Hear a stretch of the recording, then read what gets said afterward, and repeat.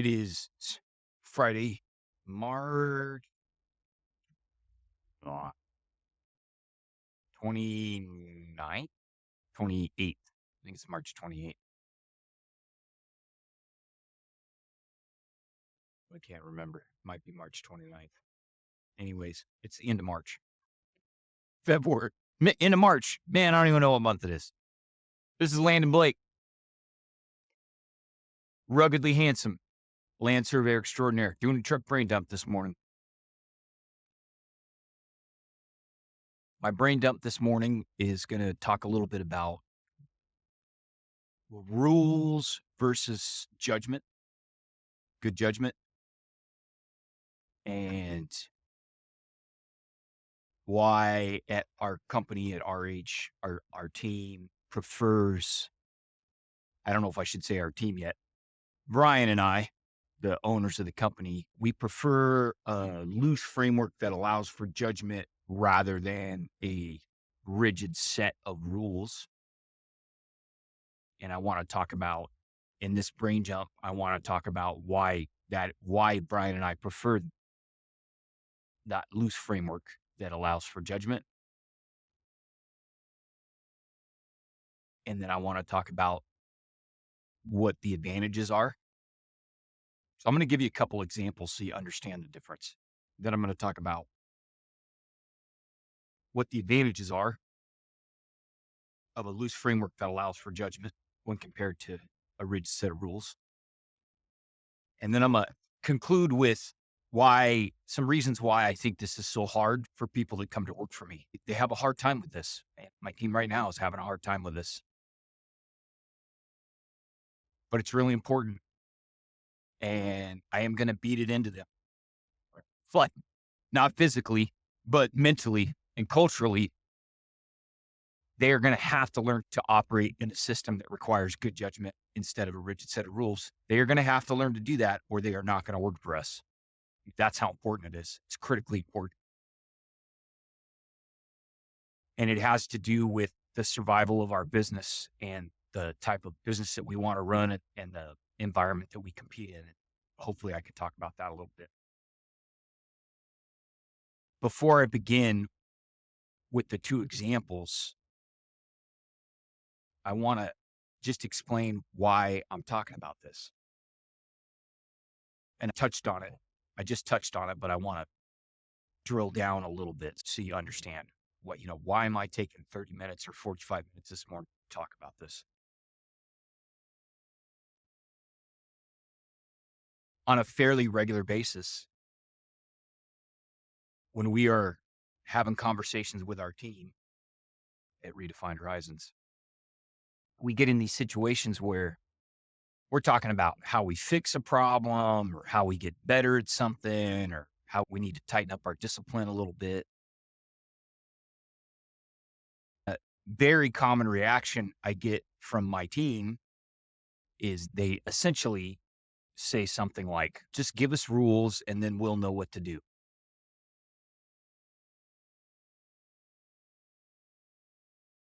That's happened multiple times. And I tell people, I'm not going to give you a set of rules. I'm going to give you some guiding principles, and then I expect you to use good judgment. And a lot of my people, most of my people, they do not like that system. They want a rule or a set of rules. And they tell me, if you give us a set of rules, then we don't ever have to worry about doing the wrong thing, or then we don't ever have to worry about being in trouble. And thankfully, I have a good partner, my partner, Brian, who feels strongly about this like I do. And so he backs me up, and and Brian will tell him, just like I tell him, we're not doing that. We're not giving you a set of rules. We don't hire robots. We don't hire monkeys, chimpanzees. We hire intelligent, capable, gifted people. And we expect you to come to work with your brain plugged in. And part of coming to work with your brain plugged in is learning to use good judgment. And part of using good judgment is occasionally making a mistake. That's okay. We're very tolerant of mistakes at our age. And this is a saying, a cliche saying, it's not mine. But the saying or the quote is something like,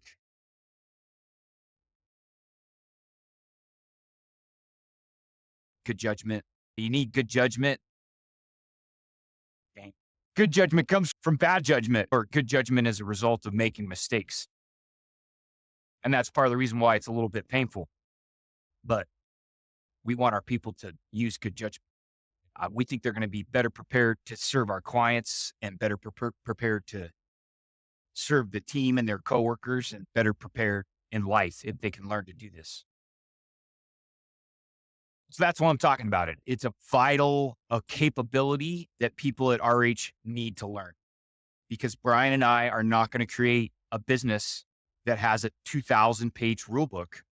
We are not going to do that for a lot of different reasons. We'll talk about some of them in the spring.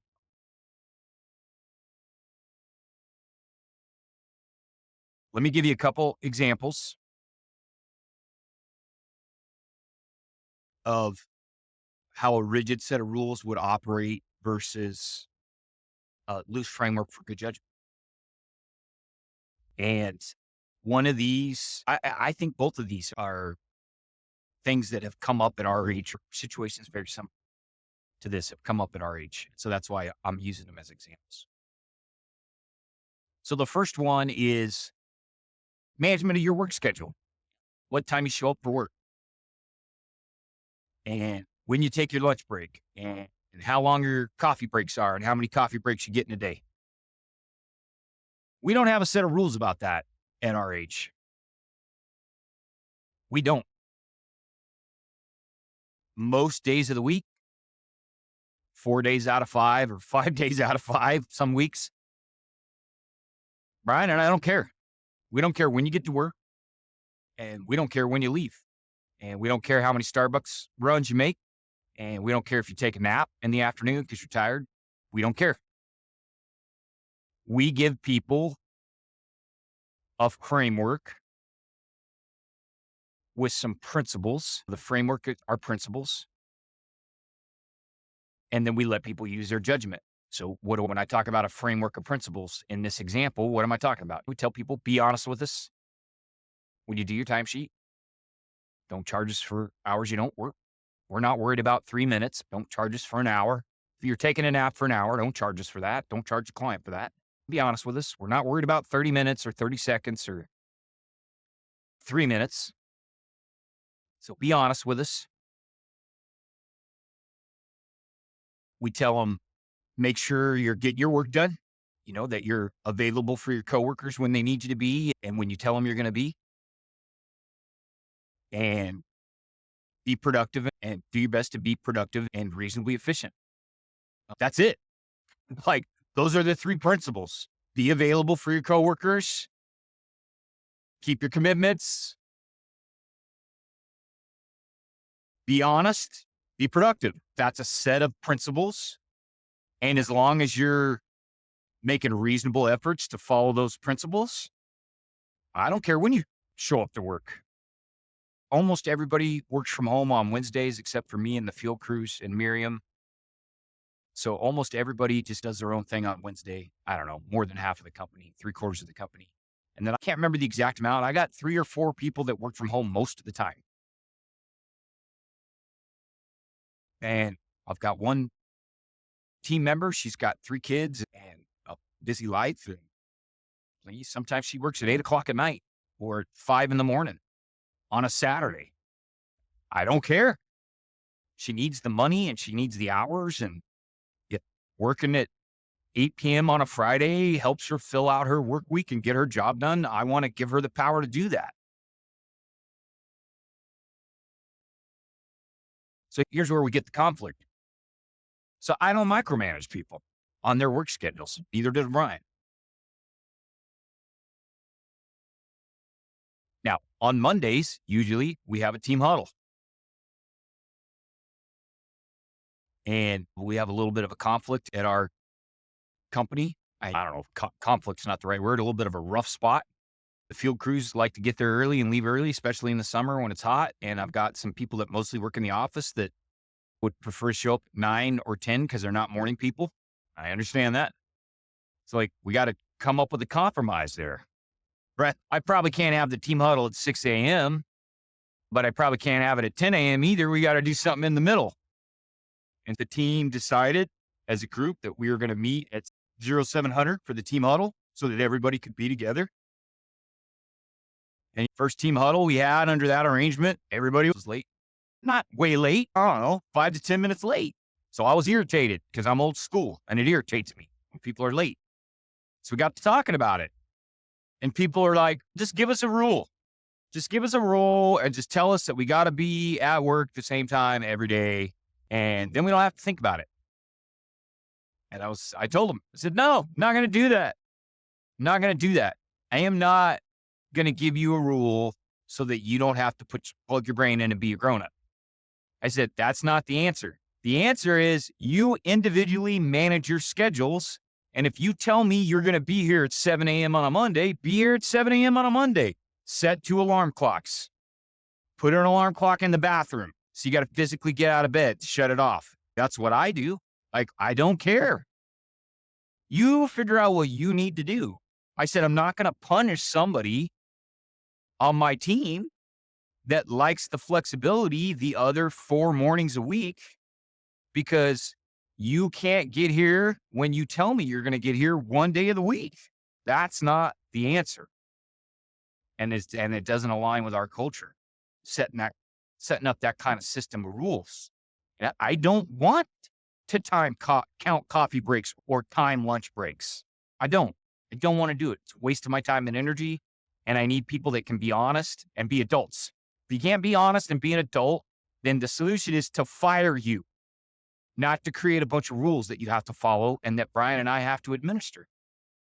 We try and give our field surveyors, our lead field surveyors, a great deal of autonomy and flexibility when they're executing a field survey.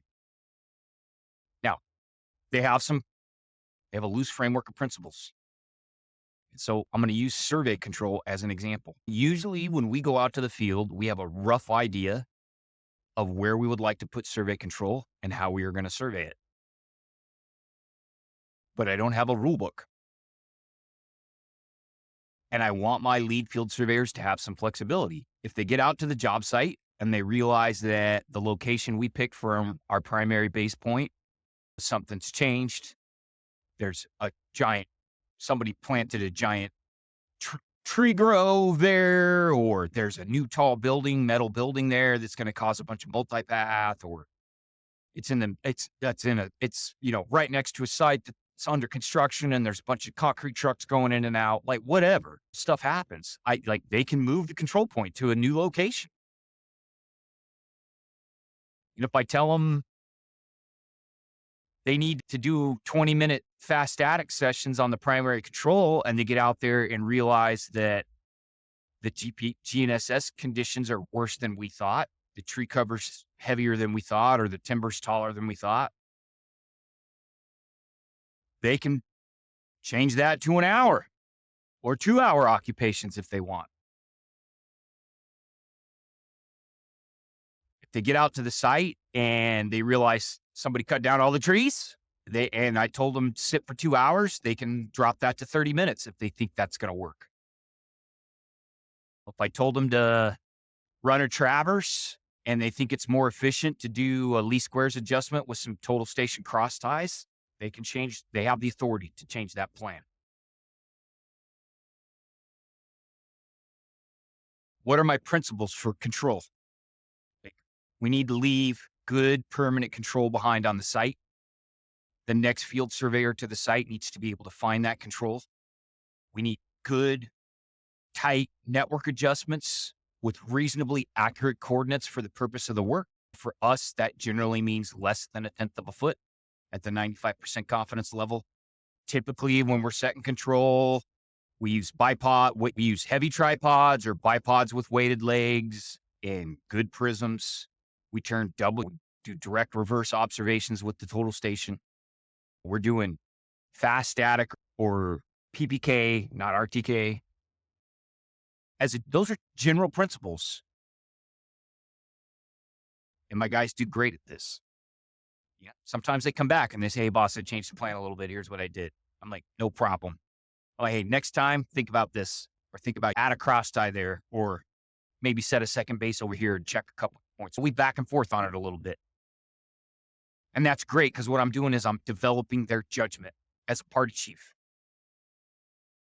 I don't have a set of rules. I could tell all my field surveyors, you have to set 5/8 by 24-inch rebars with aluminum caps, and they must be occupied for at least 2 hours with static GNSS. That is the only way we do control here. I could give them a set of rules like that system is not as effective. And then they come back to me. And I got some lady on the phone screaming and yelling at me because my field crew drove a 5/8 by 24-inch rebar into her flower bed, and she's ticked.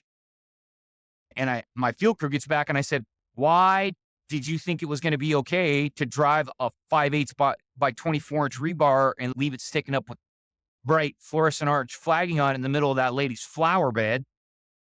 And they look at me and they say, that's what the rules say we have to do. See, that's the problem. That's the problem with a rigid set of rules. That's not what I want, especially in the field when conditions on the ground are always changing. The weather changes. Things go under construction. Vegetation changes, grows, gets trimmed. Things are always changing on the ground. So hopefully those two examples help you understand this difference between a rigid set of rules and a loose framework of principles that allows for good judgment, because that's what Brian and I want. So let's talk about, in this next part of the brain dump, about the advantages of this system, this loose framework that allows for good judgment. What are the advantages of that system for us as a small business over having rules everywhere you turn? Everywhere you look, there's a set of rules. What's the advantage of a loose framework of principles? Okay, so I've got 6 of them. Number 1, gives us the ability to adapt to unique situations, especially on the fly or in the moment. We talked about why that's important, for example, in the field. I'll go back to that first example I gave you. If it's Monday morning and our team huddles at 7:00 and Nikki drives a long way. She drives from Lodi. And there's a car accident on Highway 99 and whatever. The Highway 99 is a parking lot at 6 a.m. I don't want Nikki to get on the Mariposa Road and put her car in the ditch because she's doing 80 miles an hour, or hit a power pole and go in the hospital because she's afraid she's going to be late. What I want Nikki to do in that situation is shoot me a text. Say, hey, boss, there was a bad accident on the Highway 99. It's a parking lot. I don't think I'm going to make the huddle on time. And my people already know this because they know me and they know Brian. I'm going to shoot her a text. I'm going to say, understand, things happen. Don't get in a car accident. You can be late to the meeting. So see, we can adapt there to a unique situation. We've had a bad flu going around. This winter season, we've had a really bad flu. People get really sick. Now, I don't like my people to carry huge PTO balances because that's a debt the company owes.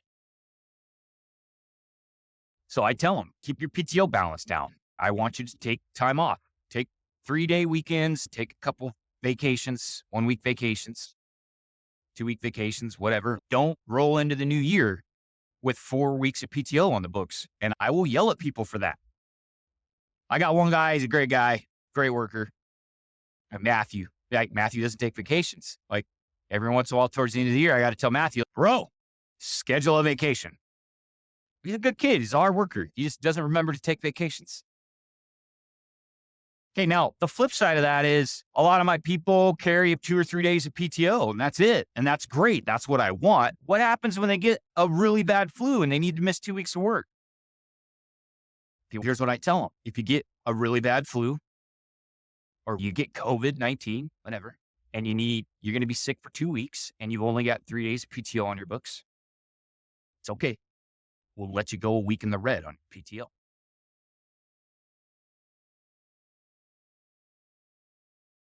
Now, the advantage of that, there's all kinds of advantages to that, right? Number 1, I don't have people at work sick getting other people sick. Number 2, People don't feel like they got to carry a 3-week PTO balance all the time in case they get sick. And I let people go in the red. People can run a negative PTO balance. Most companies, I've never worked at a company that lets you run a negative PTO balance like that. I trust my people. And look, they could have a 2-week negative PTO balance and quit, and then I'm on the hook for that money. But my people aren't going to do that to me, and I know that. They're going to square up with me. So why not have the flexibility? I want people to use their PTO for vacations. And if they get sick, they get super sick and they can't be at work for a week and they need to go in the red, we let them go in the red. We can adapt. We can adapt to a really bad flu virus because we don't have a rigid set of rules. See, we have a loose framework. That gets back to the framework. I trust you. Be honest with me. We'll figure out the PTO. Second reason we prefer this loose framework of principles that allows for judgment is it puts power in the hands of my employees. That's where I want it. They're the ones doing the work. I want them to have as much decision-making authority on the front lines as I can, as reasonable. I want to push the envelope. I want to give them probably more authority than they should have. Why? Because I'm the Yahoo back at the office trying to deal with paperwork and insurance and billing and payments and a client that's irate and putting together our next proposal and figuring out why our OneDrive won't sync and dealing with all that crap that you got to deal with when you're a business owner. I'm not doing the actual work that makes us money. Yeah. I'm not saying that what Brian and I do isn't important. It is important, but we're not the ones anymore at our size now. We're almost 20 people. We're too big now. Brian and I aren't doing the work. I want the decision-making authority to be in the hands of people that are doing the work. They're the ones that have the access to the current up-to-date information about what's going on the ground or in the project. Faster decision-making. One of the things Brian and I are really proud of is our team at RH, we do not mess around. We do not pussyfoot around. Like, we get stuff done. We know how to execute. And that doesn't sound like a superpower, but you'd be amazed at how many other organizations, survey organizations, can't just handle basic execution. We don't have that problem because my people don't have to check 17 boxes and ask for permission from 4 different people to buy a hammer. Sometimes my field guys come to me and they're like, I need a hammer, or I need a new cantina, or the ice chest is broken. And most of the time I look at them, I'm like, why are we talking about this? If you need a $50 tool, go buy it. I want those guys to have the tools they need to get their job done. They are the most expensive time in the company. It's way faster. I've told stories before about a company where I worked where I had to get permission from 4 different people to buy a stapler. Like, at some point, I just started buying tools with my own money and giving them to my team because I didn't want to deal with the bureaucracy. So we have much faster decision-making, right? Which is important because a lot of our clients are way more worried about how fast we can get stuff done than they are about if we're a little more expensive. Reason number 4 that we prefer a loose framework of principles that allow for good judgment is because it allows our team members to focus on the needs of the client when they're making decisions. We could do better, but we make a real effort here to make sure that everybody working on the project knows who the client is and what their end goal is, what they're trying to accomplish, what our scope of services is, our budget, and our deadline. We don't hide that from our folks. I had a friend of mine who was a licensed surveyor. He was working for one of my competitors here in Central Valley of California. And his boss would never give him the scope or the budget. He was a licensed surveyor, a project surveyor. His boss would not let him see the scope or the budget. It just says it's ridiculous. So we don't do that here. We try and give all of our people on the project access to that information because they need the ability to make a decision on the fly that puts the needs of the client first.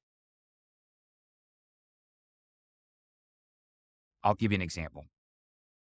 My field crew's out on the job and they see a property corner monument. It's a monument. Maybe it's at one of the corners of the subject parcel that we're surveying for the client, but it wasn't on any of the record maps. And so we didn't tell them to look for it. But I got a good party chief out there. He's walking by the fence. He stops for a minute, pushes the grass over with his boot, and he sees a rebar. Maybe it's got an old tag on it. Here's what I don't want to happen. I don't want party chief to say, the lead field surveyors to say, oh, that's not on my list of stuff to survey, so I'm not going to survey it. I don't want to get in trouble for surveying a monument that wasn't on my list. That's not what I want. Here's what I want the party chief to think. I want her to think to herself, hey, I know we're surveying this parcel for the client, and I know Landon has told me that sometimes we get monuments that are not of the record. I'm going to just stop right now and survey this monument while I'm standing here because it's probably going to be important. And I don't want to have to charge the client for a trip back to the field to survey this monument. Or even worse, have Landon and Elena come up with a boundary resolution that isn't accurate because I didn't tell them about this monument, not a record that's sitting here right by the fence corner. So even though it's not in my instructions, I'm going to go ahead and tie it out. That's a decision that puts the needs of the client in first place. Now, maybe they get back and we realize it wasn't a property corner. I don't know. Or maybe we realize that we're not going to hold it. That's okay. That lead surveyor is never going to be in trouble with me for taking that extra time. Make it to him an extra 20 minutes or 30 minutes to tie out that rebar. That's okay. If they made that decision based on what they thought was reasonable at the time and they put the needs of the client in first place, that's what I want. See, if you have a rigid set of rules, if I have a set of rules that says you're only allowed to survey what's on the list I give you, then my people don't have the ability to put the needs of the client first when they encounter a surprise. And we make an extra trip back to the field and we have to charge the client for it to tie that monument. Reason number 5, it reduces bureaucracy and overhead. And I talked about this before. I could time people's lunch breaks. I could make them punch a time clock and we could compare all the time clock entries to their timesheets. That in itself costs a ton of money. Like I would have to have a person whose part-time job would just be checking timesheets against time clock entries and timing people's lunch breaks. That is the definition of insanity. I have a friend that worked at a different competitor of ours here in the Central Valley. It's a large civil survey firm. And every time they got to the office in the morning, left for lunch, got back from lunch, or left at the end of the day, or went on a break, they would have to email their supervisor. I'm going to lunch. I'm back from lunch. I'm starting my break. I'm done with my break. Could not believe it when he told me that. My mind was blown. I was like, what are you working at a preschool? Are they running a daycare? How many emails a day did that generate across a 60-person company? That's insanity. So we don't have a bunch of that overhead and bureaucracy and administrative costs at our age. We don't have it because I don't do it. Like Miriam or Lori, Lori doesn't have to process 17 forms when a field guy needs to buy a $150 tool. There is no form at RH to fill out when a field surveyor needs a $150 tool. He goes to get the tool. That's it. Now, if Lori calls me and says, hey, I don't know what happened, but one of the field guys stopped at Best Buy the other day and he bought a Nintendo Switch on the company credit card. I don't know. I'll figure out what happened there. Right? That might have been an abuse of good judgment. Yeah, but in the 5 years I've run RH, I've never had that happen. Had somebody, especially one of my field surveyors, abuse their ability to buy the tools they need. I've never seen that abused, not once, because I think my people appreciate the trust that we put in them, and they don't want to violate that trust. So we don't need to process forms for the purchase of small dollar items. And there's a bunch of other bureaucratic dead weight that other organizations pay for that we don't have to pay for. And by the way, this is a really crucial point because I don't have to pay for that bureaucracy. That means my clients don't have to pay for it either. So that allows us to provide a better value to our clients. A loose framework of principles that allows for good judgment over rigid rules is because it allows for the growth of organizational wisdom over time. People, as they practice exercising good judgment and they refine their good judgment and they become more familiar with the principles that we use to operate our business, they get better at it over time. And then they help their coworkers get better at it. Their newer coworkers get better at it. We get better as a team. And that organizational wisdom, that organizational ability to do critical thinking and use good judgment is super valuable, super valuable. And in the world of deep learning tools and generative AI, it's even more valuable. And that's why we want to encourage it. So those are the 6 benefits. Okay, last section here, because my commute is almost over. I want to talk about why this is so hard. We're having a hard time with this at our age. I'm not going to lie. It makes people uncomfortable. It makes them squirm. They would much rather have a rigid set of rules. Why? That's safer. It's safer if somebody just gives you a rule, because then you can say, I just followed the rule. It makes it easy to blame the rule or blame your coworker, blame your boss, blame your subordinate. So it's safe. People like safe. People prefer a rigid set of rules because it means they don't have to engage in critical thinking. Critical thinking makes your head hurt. It requires mental effort. And people don't like that, especially people that are lazy. It's easy to just follow a rule. To exercise judgment requires critical thinking, and critical thinking is hard. If nothing else, critical thinking means you got to be paying attention. You can't be on autopilot. Another reason this is hard is because as a business owner, it requires I hire people I trust. If I can't trust you, you can't work here because I do not have a rigid set of rules for everything. See, in other places, you can hire workers that you don't trust and they can keep their job because they're constantly monitored and governed by a rigid set of rules. So they can't do stuff that's dishonest or in poor taste or in bad judgment. I don't have that ability.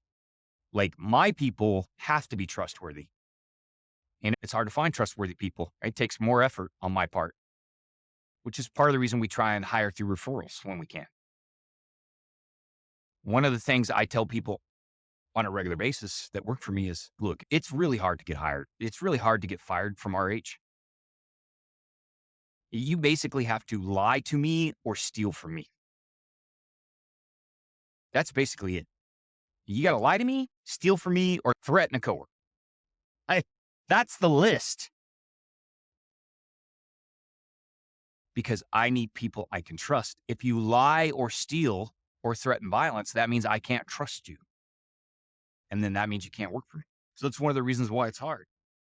And the other reason I think this is hard for a lot of my folks is because we operate in a rules-based culture. From the time we're 4 years old, we're taught, follow the rules, don't color outside of the lines, follow the rules, follow the rules.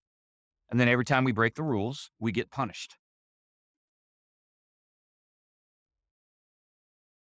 That system that we're indoctrinated into at a very young age, and it runs through school, preschool, kindergarten, elementary school, junior high school, college.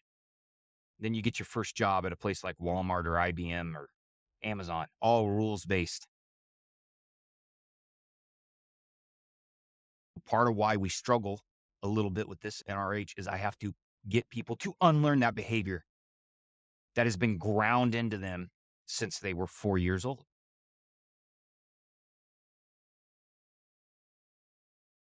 I know it's hard. Brian knows it's hard. We understand that it goes against the grain. It's difficult. We don't care. We are not going to give our team a rigid set of rules for everything because that's easier. You can't come to work at RH and expect to hit the easy button ever. We do not do easy here. We don't get paid to do easy. We get paid to do hard stuff. I tell people when I hire them, do not come here if you want easy or you want cruise control. That is not the type of organization we're running. We are the special forces unit of the land surveying world. We eat hard for breakfast here. That requires a system where people can operate on principles and use good judgment. And that's what we need. That's what we need from all of our folks.